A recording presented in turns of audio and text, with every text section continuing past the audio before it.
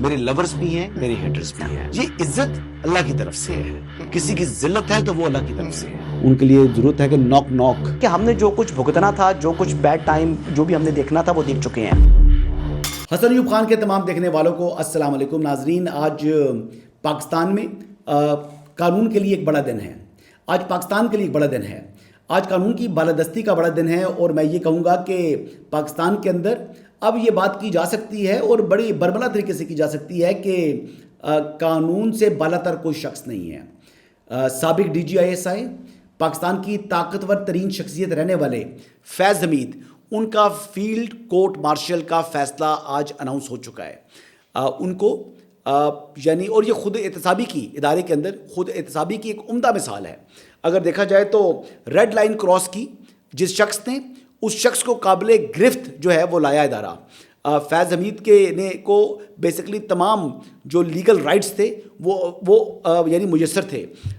ان کے اپنی فراہم کی گئی فہرست سے جو گواہ تھے ان کے سٹیٹمنٹس ریکارڈ ہوئے, ان کے اوپر کراس ایگزامن ہوا, اور ناقابل تردید شواہد کی روشنی میں اور ان کے اپنے فراہم کردہ جو گواہوں کی فہرست تھی, ان کے گواہوں کے سٹیٹمنٹس کی روشنی میں انہیں 14 سال قید کی سزا سنائی گئی ہے, اور یہ 15 ماہ ان لینتھ ان کا ٹرائل چلا.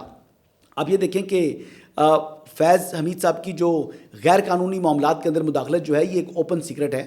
اور لیکن میں آپ کو یہ بتاؤں کہ جو بھی فیصلہ آیا ہے اس میں 9 مئی سے متعلقہ فیصلہ نہیں سنایا گیا. فیض حمید کے جو کنیکشن تھے سیاست کے اندر وہ بھی بڑے ویزیبل ہیں. سب سے بڑا ان کا جو کانٹیکٹ تھا وہ عمران احمد نیازی صاحب تھے. لیکن یہ معاملہ خالی عمران احمد نیازی تک نہیں رکے گا, یہ بلکہ سیکنڈ یا تھرڈ ٹیئر کی جو لیڈرشپ ہے پاکستان تحریک انصاف کی, وہ بھی ان کے ساتھ رابطے میں رہی ہے. فیض حمید صاحب کا ایک سٹائل تھا کہ وہ اپنے نمبرز جو ہے وہ چینج کرتے تھے. وہ نمبر بھی انہوں نے چینج کیے, بلکہ اپنے ہینڈ سیٹ بھی چینج کرتے تھے, اور وہ خواہش تھی ان کی کسی طریقے سے کہ میں قابل گرفت نہ آ سکوں. ان کو یعنی سیاست کے اندر پوسٹ ریٹائرمنٹ وہ مداخلت بھی کرتے رہے, اور جو کہ میرے سورسز بتاتے ہیں کہ ان کو وارننگز بھی ملتی رہیں, لیکن انہوں نے ہر چیز کو پس پش ڈالا. خود کو قانون سے بالاتر سمجھا, خود کو اوور سمارٹ سمجھتے ہوئے انہوں نے اپنی جو پینیٹریشن تھی وہ جاری رکھی. فیض حمید نے یعنی سیاست کے اندر بھرپور مداخلت کرتے رہے. انہوں نے اپنا ایک الگ سے ایک نیٹ ورک بنا کے رکھا تھا, جیسے انٹیلیجنس نیٹ ورک ہوتا ہے, اور اس کے ذریعے وہ آپریٹ کرتے رہے.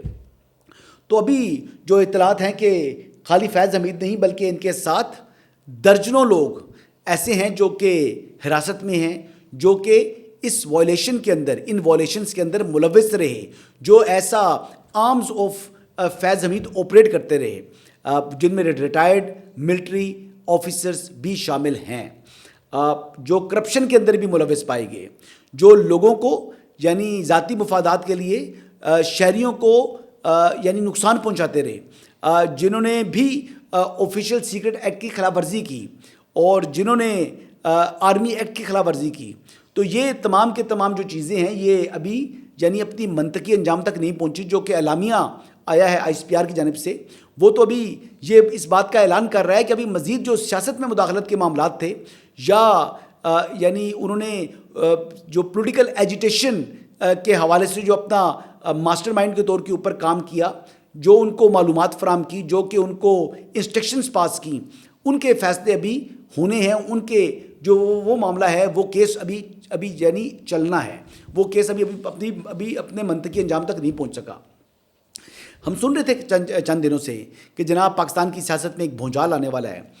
یہ پیشن گوئیاں کی جا رہی تھیں, اور یہ پیشن گوئیاں جو ہیں وہ درست ثابت ہوئی, کیونکہ فیض حمید کا کیس کا جو آج فیصلہ آیا ہے یہ یقینی طور کے اوپر ایک بڑا فیصلہ ہے. اس فیصلے کے کانسیکوینس پاکستان کی جو سیاست ہے اس کے اوپر یقینی طور پر جو ہے وہ موجود ہیں. اس فیصلے سے متعلق جو یہ بتاؤں کہ فیض حمید کو پاس ابھی بھی لیگل ریمیڈیز موجود ہیں. وہ آرمی چیف کو اپیل کر سکتے ہیں, یعنی CDF کو اپیل کر سکتے ہیں. ان کے پاس یہ حق بھی انہیں حاصل ہے کہ وہ اس فیصلے کو ہائی کورٹ میں چیلنج کر سکتے ہیں, اپیل میں جا سکتے ہیں, اور اگر ہائی کورٹ میں بھی ان کی بات نہ بنی تو اس فیصلے کے خلاف وہ سپریم کورٹ پاکستان سے بھی رجوع کر سکتے ہیں. اب 12 اگست 2024 سے یہ فیلڈ کورٹ مارشل کی جو کارروائی انیشیٹ ہوئی تھی, اس کے بعد سے فیض حمید حراست میں ہیں. ان کی فیملی کے ساتھ ان کی ملاقات ہوتی رہی, ان کی وکیل کے ساتھ ان کی ملاقات ہوتی رہی, اور پھر اس کے ساتھ ساتھ ان کو اپنی ڈیفنس کونسل کے انتخاب کا بھی حق دیا گیا. یہ فیصلہ جو ہے جب ہو چکا تھا, یہ محفوظ ہو چکا تھا, تو اس کے بعد بھی جو فیصلہ ہے اس کے اوپر اس کی لیگلی ویٹنگ کی گئی. اس ہر فیصلے کو بڑی اس کی نوک پلک کو جو ہے وہ جانچا گیا, اور ہر لحاظ سے یعنی ان کو دیکھا گیا فیصلے کو کہ فیصلے سے کوئی ایسی چیز نہ ہو جو لیگل ڈومین سے باہر ہو. سو لہٰذا یہ فیصلہ بڑا مضبوط ہے, یہ فیصلہ بڑا درست ہے, اور یہ فیصلہ بڑا یعنی انصاف کے تقاضوں کے عین مطابق ہے. ابھی دیکھنا یہ ہے کہ فیض حمید صاحب کی جو سابقہ پارٹی ہے یا موجودہ پارٹی ہے جن کو وہ سہولت کاری فراہم کرتے رہے, وہ کیسے ریئیکٹ کرتے ہیں اس فیصلے کے اوپر. کیونکہ بظاہر عمران احمد نیازی صاحب نے ماضی میں جس کو بھی استعمال کیا, جب ضرورت ان کی مکمل ہو گئی تو پھر اس سے اظہار لا تعلقی کر لیا. لیکن اس معاملے کے اندر وہ کس طریقے سے اظہار لا تعلقی کریں گے, کیونکہ ایویڈنس جو ہے وہ اسٹیبلش کرے گا ان کے روابط یعنی بشرا بیگم کے ساتھ بھی اور عمران احمد نیازی کے ساتھ بھی. تو اس معاملے کے اندر بشرا بیگم کا بھی ملوث ہونا جو ہے وہ بظاہر صاف دکھائی دے رہا ہے. اس کے علاوہ جو میتھڈز انہوں نے اپنائے تھے, جس طریقے سے سسٹم کے اندر وہ اپنے طریقے سے عمران احمد نیازی کے لیے سہولت کاری جو ہے وہ مہیا کر رہے تھے. مقصد کیا تھا؟ مقصد یہ تھا کہ کسی طریقے سے میوٹنی کر لی جائے پاکستان کے اندر, بغاوت ہو جائے فوج کے اندر, اور عمران خان کسی طریقے سے دوبارہ اقتدار میں آ جائیں. اور عمران خان اقتدار میں آ کر انہیں ایون ایسا ریٹائرڈ لیفٹیننٹ جنرل DGI دوبارہ اپوائنٹ کر دیں. جس طریقے کے مضموم عزائم انہوں نے رکھے تھے, اللہ تعالیٰ کو کچھ اور منظور تھا. میوٹنی کی جو کوشش تھی 9 مئی والی, ابھی وہ معاملہ بھی آیا نہیں ہے, لیکن اس میں بھی ناکامی کا سامنا کرنا پڑا فیض حمید کو. اور فیض حمید کو ملٹیپل وارننگز بھی ملی تھی کہ بھائی آپ what you are doing it's not right. لیکن وہ یہ اس طریقے سے سمجھ رہے تھے کہ شاید وہ پکڑائی نہیں دیں گے. لیکن پھر ہم نے دیکھا کہ 2023 کے اندر ٹاپ سٹی کے جو مالک تھے کنور موئز, وہ سپریم کورٹ پاکستان میں پیش ہوتے ہیں, اور پھر وہاں سے معاملہ جو ہے وہ ریفر ہو جاتا ہے منسٹری آف ڈیفنس کو.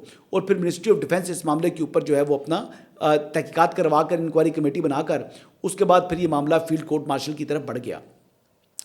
اب یہ دیکھیں کہ فیض حمید کے ساتھ اور جتنے لوگ ہیں, میجورٹی لوگ جو کہ پوسٹ ہز ریٹائرمنٹ اس کے ساتھ ملوث پائے گئے, ان کے خلاف کیا کارروائی ہوتی ہے. یہ معاملہ بھی اتنا سمپل نہیں ہے, یہ بڑا کمپلیکیٹڈ ایشو ہے. اس کی لپیٹ کے اندر بہت سے لوگ آئیں گے, اس کی لپیٹ کے اندر بیوروکریٹس بھی آئیں گے, اس کی لپیٹ کے اندر جو ہے وہ جوڈیشری کے لوگ بھی آئیں گے, اس کی لپیٹ کے اندر پولیٹیشین بھی آئیں گے, اور اس کی لپیٹ کے اندر آلریڈی ایکس جو آرمی کے ریٹائرڈ جو آفیسرز ہیں وہ بھی آ چکے ہیں. سرونگ بھی شاید ہوں, لیکن اس حوالے سے میرے پاس معلومات جو ہے وہ مکمل نہیں ہیں. لہٰذا میں یہی کہوں گا کہ ایک اچھا دن ہے آئین اور قانون کی بالادستی کے حوالے سے, ایک اچھا دن ہے, ایک نئی مثال قائم ہوئی ہے سیلف اکاؤنٹیبلٹی کی. اور یہ بھی دیکھنا ہے کہ اس معاملے کے اندر فیض حمید کی جو کرپشن کے معاملات ہیں وہ بھی بہت سے واضح ہیں جی. ایک ان کو ملک ریاض صاحب نے چکوال میں لطیف وال جو ان کا علاقہ ہے وہاں پر ایک محل نما گھر بنا کے دیا, جس کی ٹائلز جو ہیں وہ کنٹینرز کے اندر یعنی یورپ سے آئی تھیں, جس کی جو نلکے تھے, جو اس کی WCs تھیں یا اس قسم کی چیزیں وہ پاکستان سے نہیں لی گئی, بلکہ یورپین سٹینڈرڈ کی چیزیں جو ہیں وہ یورپ سے منگوا کر ان کو وہ گھر بنانے کے لیے وہ دی گئی تھی. تو اب یہ اپڈیٹس ہیں جی اس معاملے کے اندر. اب دیکھتے ہیں کہ یہ کیا سمت اختیار کرتا ہے آئندہ آنے والے دنوں میں. 14 سال کی ان کو سزا ہو چکی ہے, اور آج 11 دسمبر 2025 سے یہ 14 سال کی سزا جو ہے وہ شروع ہوگی. 12 اگست 2024 کو ان کی فیلڈ کورٹ مارشل کی جو کارروائی تھی وہ انیشیٹ ہوئی تھی. ایک اور خبر جی, ناروے کے جو ایمبیسڈر ہیں وہ ایمان حاضر مزاری کا جو سپریم کورٹ میں کیس تھا وہ سننے کے لیے سپریم کورٹ پہنچ گئے. اب ایمان حاضر مزاری کیا پاکستان کی شہری ہیں یا ناروے کی شہری ہیں؟ یہ جو ریڈ لائن کراس کر رہے ہیں ناروے کے سفیر, یہ سمجھ سے بالا تر ہے کہ انہوں نے یہ عمل کیوں کر گزرے, کیا ان کی مجبوری تھی, وہ کیوں پاکستان کے انٹرنل افیئرز کے اندر مداخلت کرنا چاہ رہے ہیں. ان کو کیا دعوت دی تھی chief justice supreme court of Pakistan نے؟ کیا ان کو کسی نے کہا کہ آپ تشریف لے کر آئیں اور ایسا آبزرور یہ کیس سنیں؟ اگر آپ کے ملک کا شہری نہیں ہے یا آپ کو کوئی دعوت نہیں ہے تو پھر آپ کس کیپیسٹی کے اندر جو ہے وہ پاکستان کے اندر آ کر آپ نے یہ اس قسم کی جو ہے وہ عمل سے آپ گزرے ہیں؟ نارویجین ایمبیسڈر کا یہاں پر پہنچنا یہ کیا پاکستان کے اندرونی معاملات کے اندر مداخلت بنتی ہے یا نہیں بنتی؟ کیا یہ ڈپلومیٹکلی ان کے اسکوپ ورک کے اندر جو ہے یہ موجود ہے؟ کیا دیکھنا یہ ہے کہ اگر کوئی اینٹی اسٹیٹ فگر ہے جو پاکستان کی ریاست کے مخالف ہے تو کیا اس کی سماعت کے لیے بھی کیس کی سماعت کے لیے بھی وہ تشریف لے کر آئیں گے؟ تو یہ چند سوالات ہیں. دیکھیں بات یہ ہے کہ مارنگ بلوچ کو جس طریقے سے سہولت کاری فراہم کرتی رہی ہیں ایمان حاضر مزاری، تو ان کا معاملہ کو اتنا آسان نہیں ہے، اتنا سمپل ایشو نہیں ہے.